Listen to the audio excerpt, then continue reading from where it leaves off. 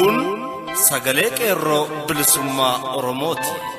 Sagaleen qeerroo bilisummaa Oromoo torbaanitti guyyaa 3 facaasaa yookaan kibxata kamisaa fi jimaata akka lakkoofsa sa'a Oromootti galgala keessaa sa'a 7 hanga 8tti meetir baandii 16 yookaan kiiloo heerzii 1740 irratti qilleensa irraan isiniif darbuudha. Kun sagalee qeerroo bilisummaa Oromooti.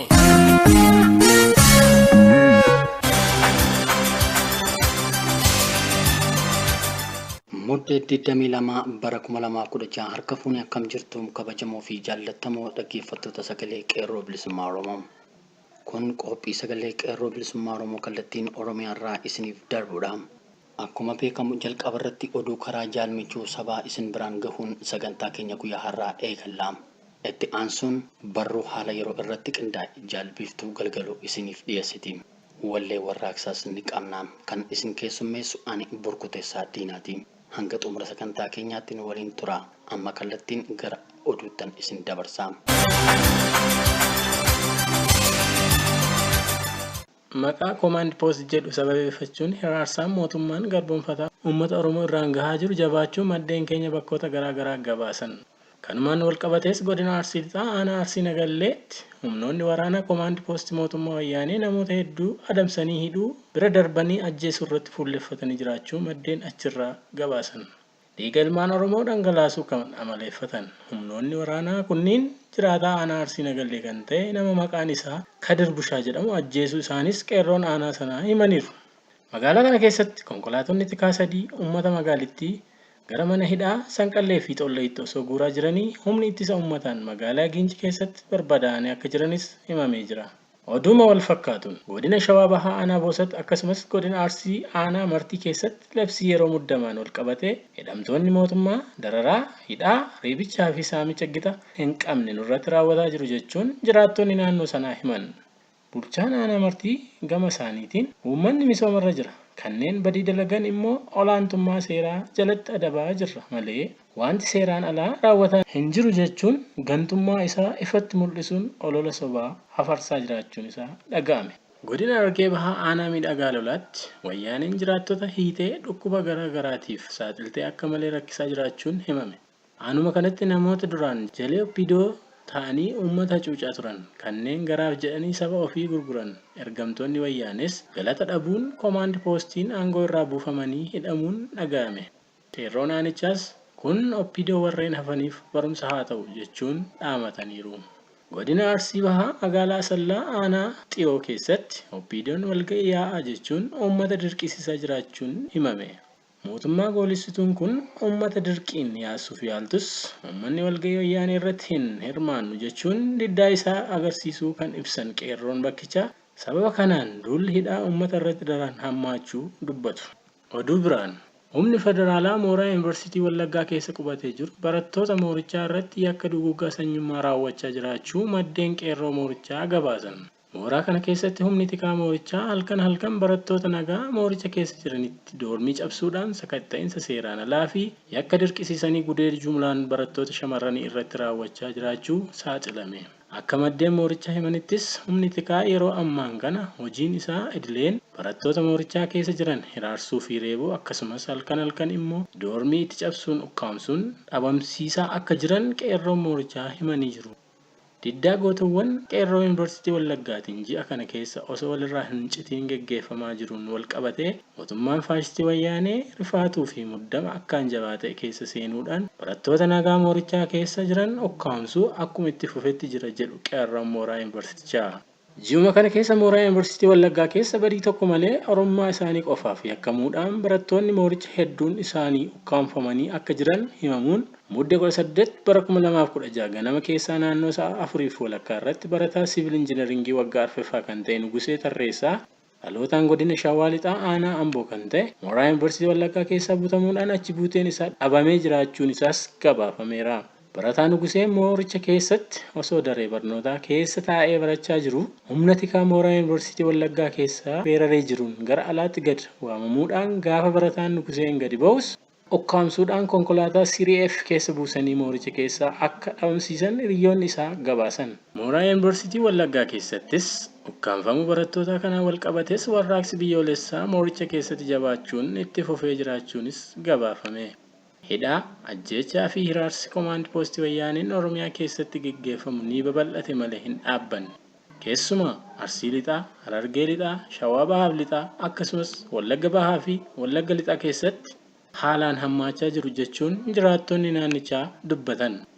Haaluma kanaan Shawaa Bahaa Onoota Fantaalleef Boositti keessatti sababa waraanni agaazii baay'inaa keessatti ajjeefamaniif xiyyeeffannaan addaa irra kaawwamuudhaan uummanni gaaga'ama hamaa keessa akka jirus ibsame. Ona Fantaallee keessa lakkoofsi nama hidhamee haalaan hedduu ta'uunis beekamee jira. Ona Boosat keessa magaalaa Olan Ciitii fi baadiyyaa keessaa kan beekame qofti namoonni 200 ol ta'an bakki buufaman hin baramin jira jedhu jiraattonni akka ibsanitti. Kana malees onuma kana keessa magaalaa Doonii jedhamtu keessa namoonni 45 fudhatamanii bakka isaan geeffaman hin beekamu jechuun maddeen keenya jiraattonni naannoo wabeeffachuun ifa godhaniiru. Bifuma wal fakkaatuun godina Wallagga Bahaa magaalaa Naqqamtee naannoo ishee keessatti humni maqaa Koomaand Poostii dawoo godhachuudhaan saamichaa fi hiraarsaa uummata magaalaa Naqqamtee irratti raawwachuu akkuma itti fufeetti jiraachuun gabaafame. Magaalaa kana keessatti hidhaa reebicha akkasumas ilmaan Oromoo sabboontota ta'an butanii ukkaamsuun amaleeffannaa mootummaa faasistii wayyaanee ta'ee akka jiru jiraattonni magaalaa Naqqamtee dubbatan. Caalmaatti immoo magaalaa kana keessatti humni federaalaa maqaa labsii hatattamaa da'oo godhachuudhaan socho'aa jiru. Uummata magaalaa Naqqamtee galgala daandiirra akka hin deemneef hiraarsaa fi reebicha jumlaan irratti raawwachaa akka jiru qeerroon leeqaa Naqqamtee himanii jiru. Mootummaa wayyaanee ammas gaaffii uummanni Oromoo gaafachaa jiruuf akkuma amala isaa tuffii uummatichaaf qabu irraa ka'uudhaan deebiin uummata Oromoo hidhaa fi ajjeechaa akkasumas ukkaamsaa ta'ee jira. Kanaaf uummanni Oromoo akkuma amala isaa yeroo kamii caalaa dammaqinaan sirna kana irratti ka'uudhaan yeroon ofirraa geggeessuun amma ta'u gootawwan qeerroo bilisummaa Oromoo leeqaa Naqqamtee dhaamsa lammummaa uummata Oromoof dhaaman. Walloo aanaa baateetti dargaggoonni sirna gaa'elaa raawwachuuf ba'an irratti humni federaalaa reebicha raawwachuu himame. Kanuma wal qabates dargaggoonni hedduun ukkaanfamuu jiraattonni himan. Oromummaa fi afaan Oromoo akka yakkaatti kan ilaalu mootummaan faasistii kun sababa sirba afaan Oromoo sirbaniif qofa sirboota warraaqsa sirbitan maqaa jedhuun hidhamuun himamee jira. Kana malees mootummaan faasistii wayyaanee jiraattota aanaa baatee fi saboota biroo walitti buusuuf jecha shira xaxaa akka jirus himamee jira. Dhumarratti mootummaan wayyaanee yeroo ammaa kana guutummaa Oromiyaa keessatti diddaan uummataa maaster pilaanidhaan wal qabatee dhoowwuu waan jalqabeef muddama jabaa keessa seenuudhaan uummata Oromoo jumlaan ajjeesuu, hidhuu, hojii isaa idilee godhatee jiraachuun himame. Kunis warraaqsaa fi sochii uummata Oromoo ukkaamsuuf akka ta'e himuun fincila xumura garbummaa qeerroon jalqabe hanga bilisummaatti akka itti fuus qeerroon golee Oromiyaa mara keessa jiru waliif dhaamanii jiru. Oduun keenya sagalee qeerroo bilisummaa Oromoo guyyaa har'aa kana fakkaata. Qophiilee hafan waliin turtii gaarii.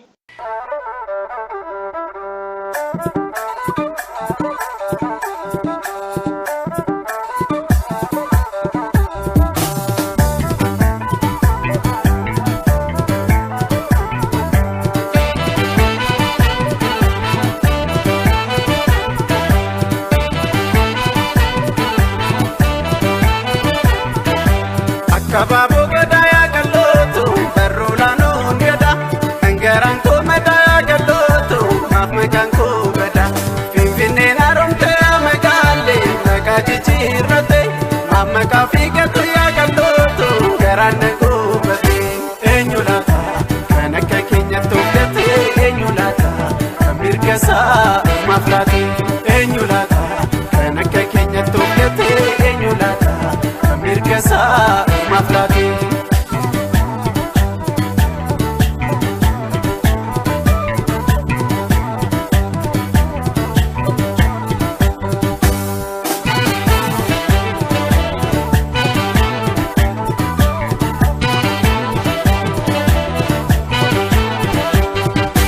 Shawaa keessa kan nuti hin saamamne kamilata kan nurraa hin fuudhamne utuu jirru jiraa hin jirre taane lafa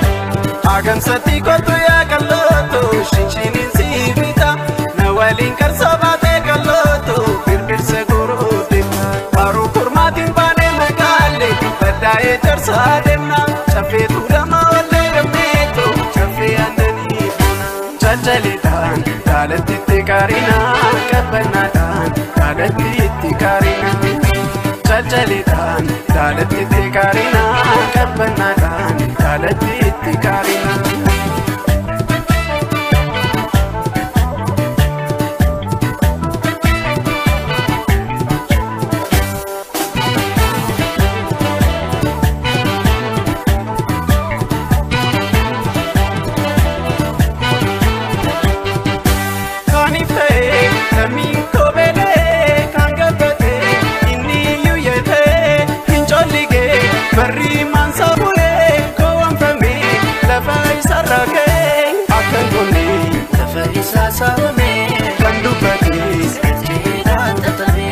Bangara, si joda moame, kampanati, tidaan kolafame.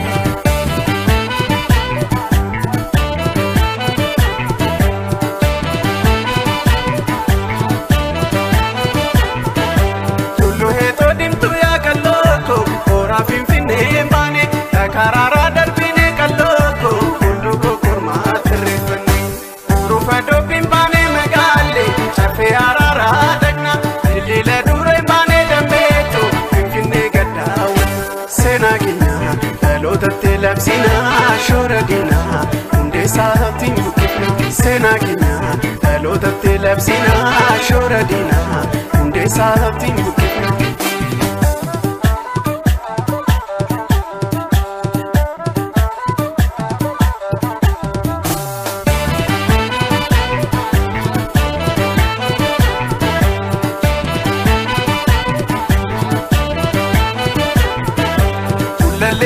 Soya kaloto, kakafuni rakasa, lildela dureen baane kaloto, kolboti si deebisa. Yaa'i gulalle kotu magaale, bakka seenaa yaadatu, boolee biyya bulbulaa dammeetu. Finfinneen magaalaa guddittii Oromiyaati. Finfinneen magaalaa guddittii Oromiyaa ta'uu miidiyaaleen diina Oromoo ta'anillee osoo hin hafin gabaasaa oolu. Magaalaan tokko magaalaa guddaa biyya sanaati kan jedhamu garuu aadaa afaanii fi duudhaan abbaa biyyaa yoo keessatti agarsiifame qofa.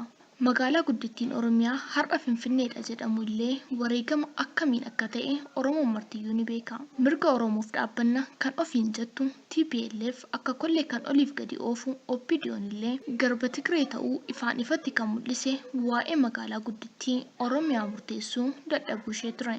Yeroo sanatti pirezidaantii Oromiyaa jedhamee kan waamamaa ture obbo Junaddin Saadoo magaalaa guddittiin Oromiyaa Finfinnee irraa gara Adaamaatti haa darbu yoo jedhamu maaliif illee osoo hin jedhin moofaasaa coratee gara Adaamaatti malee. Godaannisa hunda keenyaa kan ta'e barataan Oromoo Oromummaaf falmatee yuunivarsiitii Finfinnee irraa qofa barattoonni 300 ol ari'aman.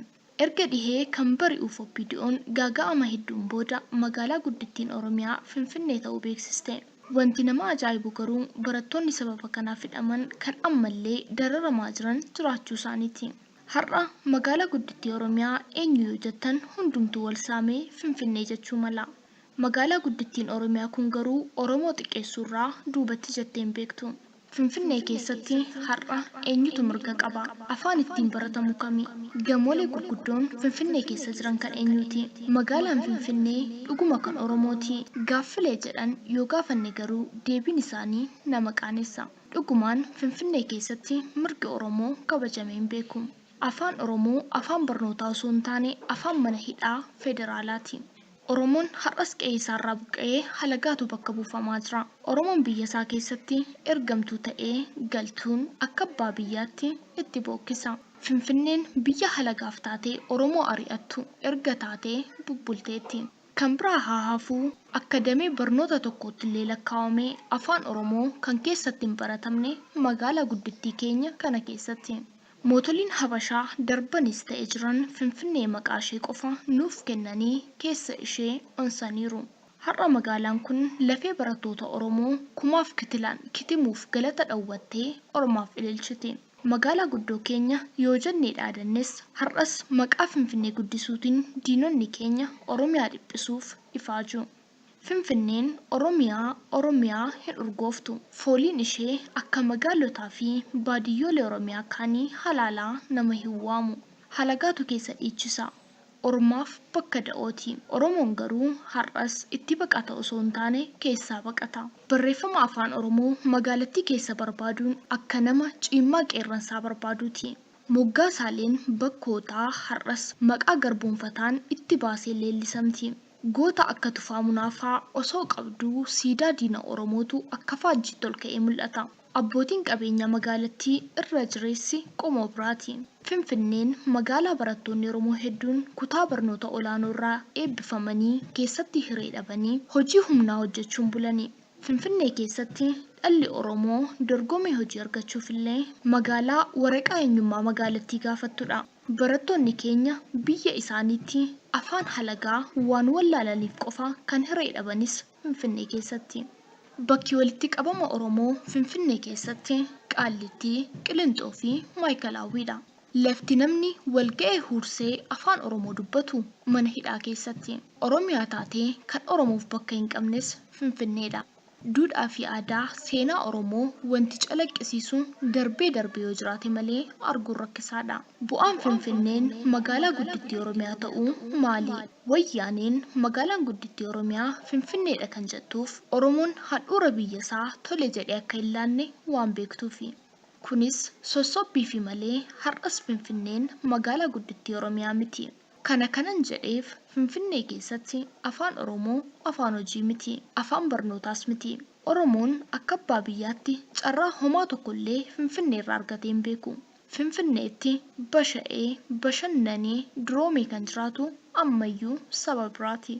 Dargaggoonni Oromoo magaalaa sana keessa oliif gadi socho'uufis ta'e hojii humnaa hojjechuuf afaan alagaa beekuun dirqama. Anaaf Finfinneen ammayyuu Finfinnee ganamaa sana miti. Har'as magaalaa Oromummaa mulqitudha. Kun ammoo bu'aa gabrummaan irra kaa'ee akka ta'e beekamaadha. Habashoonni uummata naannoo sanaa of wallaalchisuuf waggoota dheeraaf dhama'anii afaan Oromaa seenaa halagaa itti fe'aniiru. Oromoota buqqisuun, barbadeessuun magaalicharraa fageessuuf yaalaniiru. Xiinsammuun uummata keenyaa akka miidhamuuf hedduu ifaajaniiru. Namni keenya Oromummaa takka leeyya'uuf maqaatti jijjiiranii hedduu irratti hojjetaniiru. Malaan bishaan waadu akkuma jedhamu malaan Finfinnee dhuunfataniiru. Finfinnee har'a qeerroo fi qarreen, daa'imaa fi maanguddoon hayyoonni hedduun falmataa jiran Finfinnee har'aaf osoo hin taane Finfinnee kaleessa turte bakkatti deebisuufi. Ilmaan Oromoo kan lubbuu isaanii osoo hin qusatin wareegaa fi jiran magaalaa maqaa qofaan kan Oromoo taateef miti.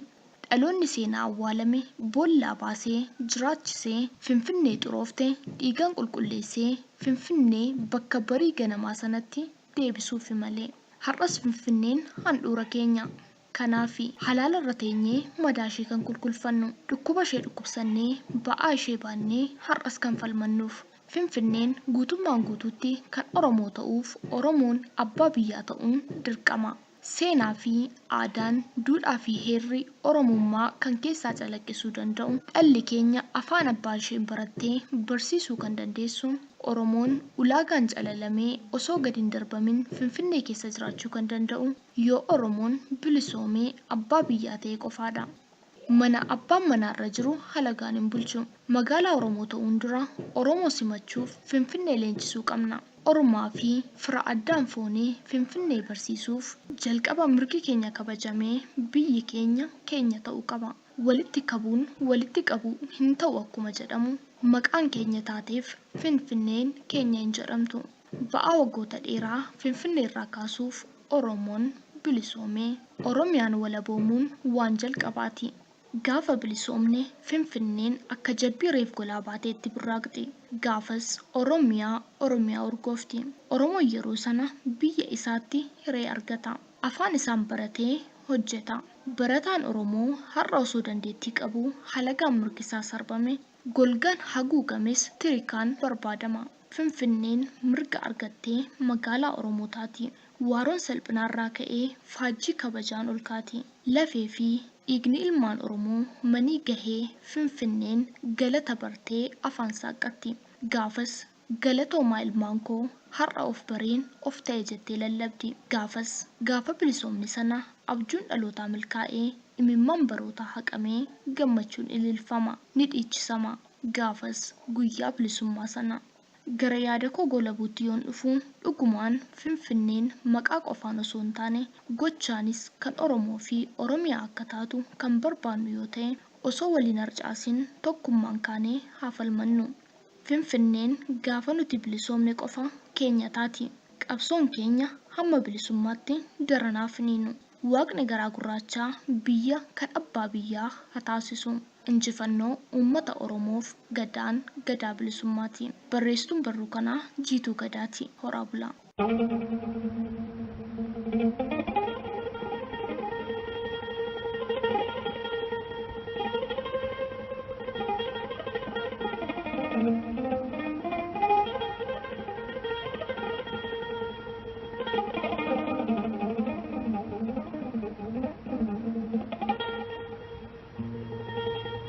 Gerar nanjara jolle, geraran gera jira, nami geraren kumne goda biya kojrai.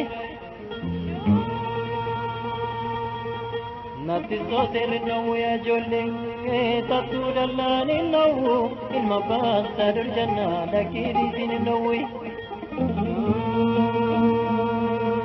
Takaraji koraja jolle, takam barajira, takkan raditsiksa, takkan raditsiksa jolle, takabasa dilicha, mafanu kantandua, baba, takal masanyi kamne, akal masanyo nache, takal masanyo nache. Takaraji koraja jolle, takal mafarajira, akamor tugarida. Ijole biya kotis gumacha kengerara, gumakonga tindama. Najemna gumacha jolle, junang gumagobati, junang gumagobati. Ya mama ko ya mete, tiade suding katete, jadi mira gogori, jarti mira gogori, tiada jolle korami, yaumi kegeraru ya mama, tirapta mona geta, jarti dingareta, ya jarti dingareta. Jarti nucha dagala, takamucha balbala, yarme gala kamadi.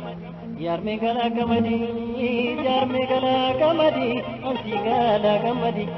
ansi gala kamadi amma surrena ne sanita, kita ya daini, surrena ne sanita amma kita ya daini, suluna ne gala tinwa ya daini.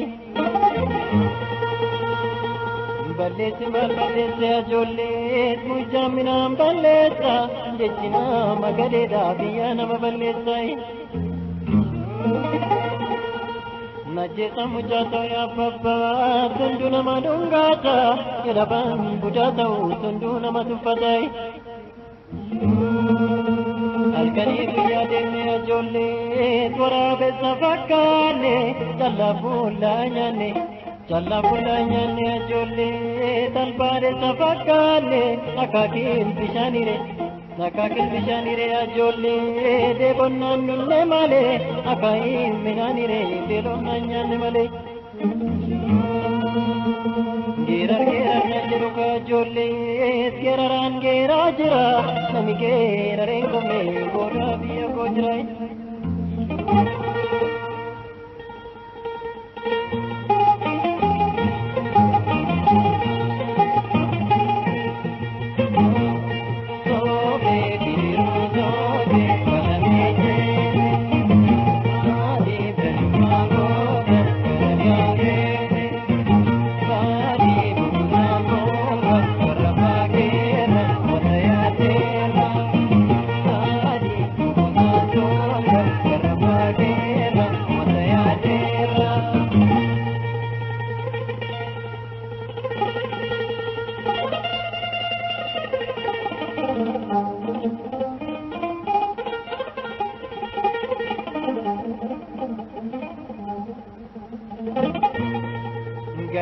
ganna gadda ijoolleen guyyee guutuun beekanii lubbuun jannaa billiqa ijoollee gaafa guutuun beekanii obomboleetti baroot maalta waara kaasaree kan sodaatanis du'aatti kan hin oolle sodu'aa ijoolleen maaltu jannaraa saree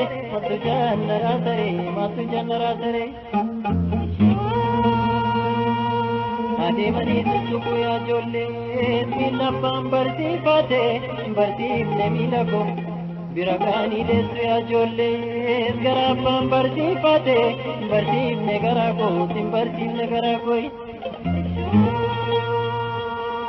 mukarbaa mummee jire yaa ijoolleen kan abbaan feete yaabdu ilma abbaan guyyee jire yaa ijoolleen kan abbaan feete dhaantu Icherraa mana faagii yaa ijoolleen bagambare kabaase ajjeesaan bara waaqii bagambare karaase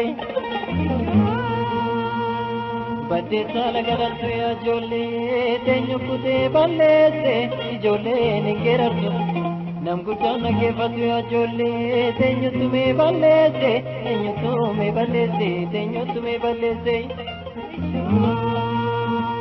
Girar dalamee fadha ijoollee biyya kooti sinuuna dhaggeeffadha indaan koo korma malee ijoollee siseen kan mataan sulula ilma faannatti malee seen kan jiruun bulaayi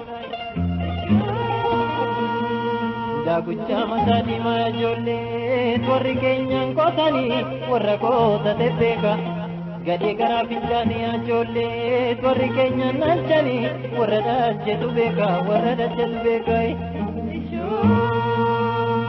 ijoollee biyya keenyaatiin badeen bade jedhu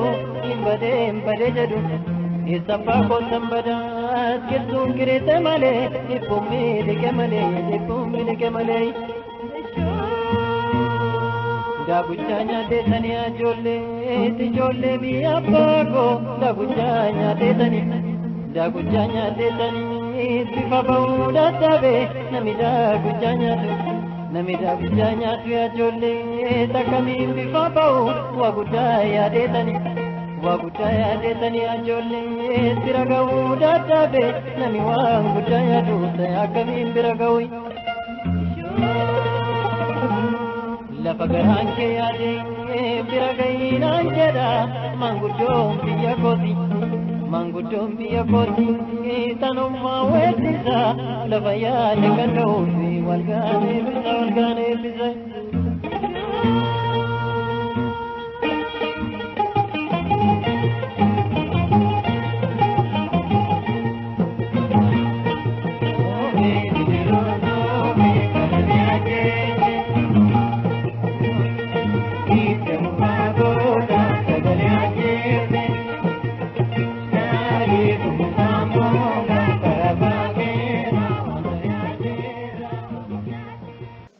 Dhaggeeffattoota keenya sagantaa guyyaa har'aa asirratti goolabna.